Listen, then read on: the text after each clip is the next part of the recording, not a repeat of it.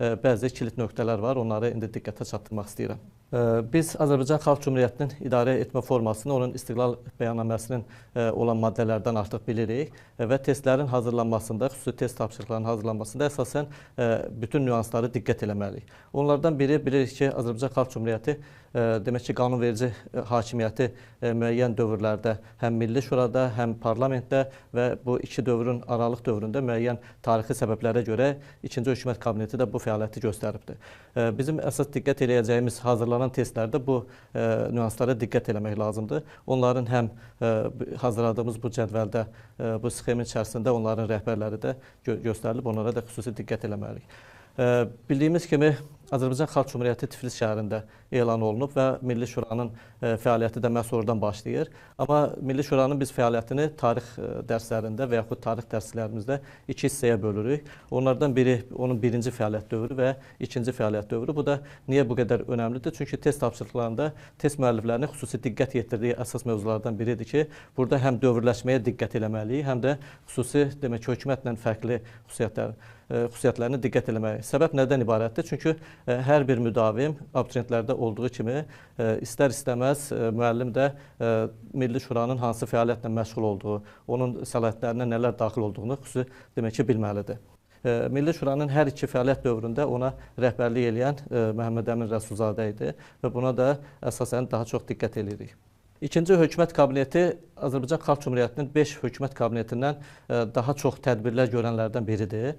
Həm də ikinci hökumət kabinetinin qarşısında çox böyük tarixi bir səlahiyyət verilmişdi ki, o müəyyən müddət ərzində həm də qanunverici səlahiyyətləri yerinə yetirdi. İyun böhranı kimi tariximizə düşən bu hadisələrdən sonra Milli Şura öz səlahiyyətlərini müəyyən müddətdə icra etməsi üçün qanunverici səlahiyyətlərini ikinci hökumətə təqdim eləmişdi. Ona görə də biz test hazırlanmasında və yaxud testlərin yazılmasında bu nüanslara diqqət edirik. İkinci hökumət kabinetinin özünün fəaliyyət dövrü iyun ayından dekabr ayına qədər parlamentin fəaliyyətinin başlamasına qədər gedir. Ancaq ikinci hökumətin qanunverici fəaliyyət dövrü biraz qısadır. Çünki Milli Şura öz fəaliyyətini yenidən bərpa etdiyi zaman 16 noyabrda artıq onun bu qanunverici səlahiyyəti başa çatır. Azərbaycan parlamenti də bildiyimiz kimi 1918-ci ilin 7 dekabrından dövlətin süqutuna qədərki dövrdə fəaliyyət göstəribdir. Onun fəaliyyəti dövründə bir sıra qanunverici tədbirlər görülübdür. Düzdür, Əlimərdan bəy Topçubaşov onun sədri olsa da onun fəaliyyətində çox da böyük vaxt sərf eləyə bilmədi. O, bildiyimiz kimi Azərbaycan Xalq Cümhuriyyətinin tanınması üçün Parisə göndərilən nümayəndə heyətinin tərkibində idi. Onun müavinləri bu vəzifəni onun adından icra edirlər. Azərbaycan Xalq Cümhuriyyəti hökumətləri 5 dəfə demək ki, dəyişilibdir. Yəni 5 hökumət yaradılıbdır. Onlardan birinci və ikinci və üçüncü hökumət kabinetlərinə Fətəlxan Xoyski rəhbərlik eləyir. Dördüncü və beşinci hökumət kabinetlərinə Nəsib bəy Yusifbəyli rəhbərlik eləyir. Ona görə də bu hökumətlərin tədbirlərinə və onların rəhbər şəxslərinin hansı səlahiyyətə malik olduqlarına və hansı tədbirlər görülməsinə testlərin hazırlanmasında xüsusi diqqət yetirilməlidir. Azərbaycan Xalq Cümhuriyyətinin fəaliyyət dövrlərini əsasən 3 dövrə bölüb daha yaxşı öyrənə bilirik.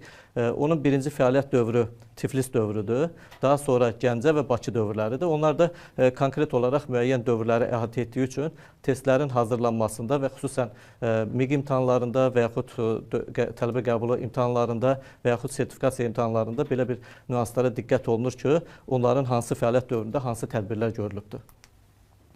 Deməli, bu fəaliyyət dövrlərinə bizim hökumət kabinetlərinin əsasən 5-i də iştirak eləyir. Çünki ancaq bir dənə Tiflisdəki fəaliyyət dövründə bizim Azərbaycan Xalq Cümhuriyyətinin birinci hökuməti fəaliyyət göstərib. Digər hər iki, həm Gəncə dövründə, həm Bakı dövründə.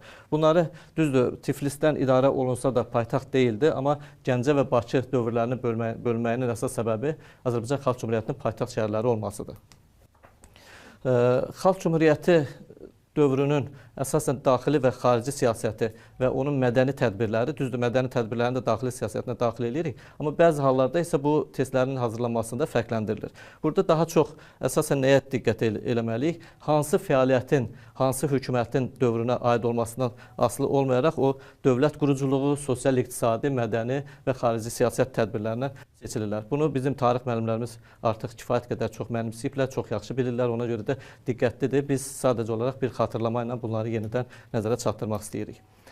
Azərbaycan Xalq Cümhuriyyəti bayaq vurguladığımız kimi 5 hökumət kabineti olmuşdu və biraz əvvəl də dediyimiz həmin bu fəaliyyət dövrləri də hər bir hökumətin özünün fəaliyyətində öz əksini tapmışdır.